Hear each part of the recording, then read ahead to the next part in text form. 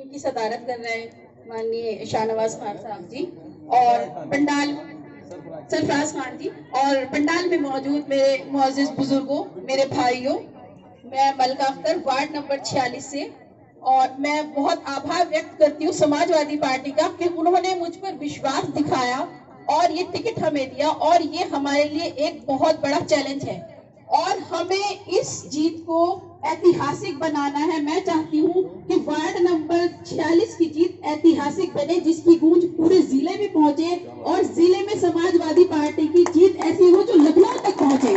तो आप हमारे समाजवादी पार्टी के सिपाही हैं। देखिए, हर देश की एक आत्मा होती है, हमारे देश की आत्मा संविधान है और संविधान की आत्मा उसकी प्रस्तावना है और प्रस्तावना की आत्मा समाजवाद है और हम उस समाजवादी पार्टी के सिपाही हैं और ये हमारी जिम्मेदारी बनती है कि इस देश में हम समाजवादी पार्टी को सेंटर में लाएं, सत्ता के बीच में लाएं, ताकि सबको समान अधिकार मिल सके।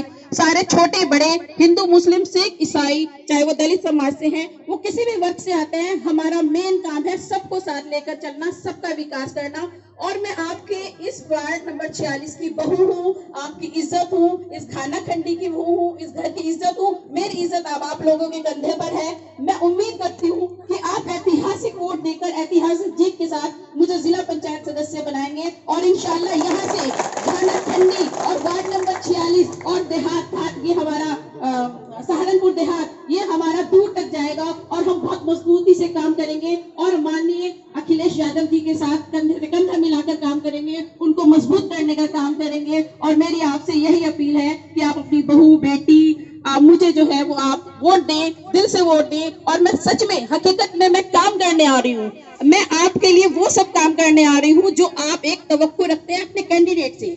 मेरा जो काम है, मेरा जो क्षेत्र अधिकार होगा, मैं जो भी मेरे क्षेत्र अधिकार में आएगा, मैं आपकी बेटी हूँ, आप जो काम करेंगे मैं आपका वो काम आपको करा कर दूंगी। मैं हवाई कोई बात नहीं करूंगी। और मैंने एक प्लान बनाया है, मैंने एक प्रोग्राम ये बनाया है कि जो वार्ड 46 के जितने गांव मेरे क्षेत्र में आते हैं वहां मैं एक सुझाव पेटी का जरूर रखूंगी, ताकि गांव के लोग अपने अपने जो उनकी समस्याएं हैं, जो सुझाव वो मुझे देना चाहते हैं, वो उस पेटी का में डाल दें।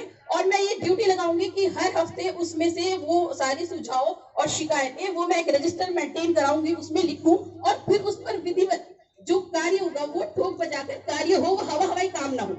और मैं ये चाहती हूँ कि आने वाले टाइम में जनता खुद ये कहे कि हमें ये कैंडिडेट चाहिए।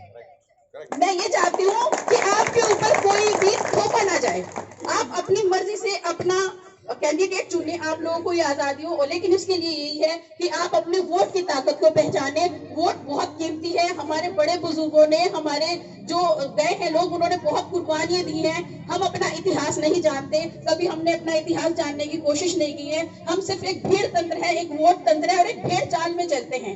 हमें अपने वजूद को पहचानना होगा, हमें अपने वोट की ताकत को पहचानना होगा और ये वोट की ताकत हमें संविधान से मिली है, बाबा साहब के प्रयासों से मिली है। और बाबा साहब को ये जो संसद तक पहुंचाया गया था, वो एक मुस्लिम सांसद थे जिन्होंने रिजाइन किया था और फिर उनको अपने क्षेत्र से उन्होंने सांसद बनाकर संसद में भेजा। वो तब की बात है जब नेहरू और जवाहरलाल ने ये कह दिया था कि हमने बाबा साहब भीमराव अम्बेडकर के लिए संसद के दरवाजे तो क्या रोशनदान तक बंद कर दिए हैं। तो तब वो वहां पर गए, हमारे जो सांसद थे मुसलमान सांसद, उन्होंने अपनी सीट खाली की और बाबा साहब को संसद में भेजा और वहां पर हमें ये वोट का अधिकार मिला। और बाबा साहब भीमराव अम्बेडकर ये कहते हैं कि एक वोट की ताकत जो मैंने आपको दी है, ये वोट की ताकत और इसकी हिफाजत आपको ऐसे करनी है जैसे आप अपनी जवान बहन, बेटी और बहू की करते हैं। अगर ये गलत आदमी के हाथ में चली गई वोट की ताकत तो इज्जत नीलाम हो जाएगी।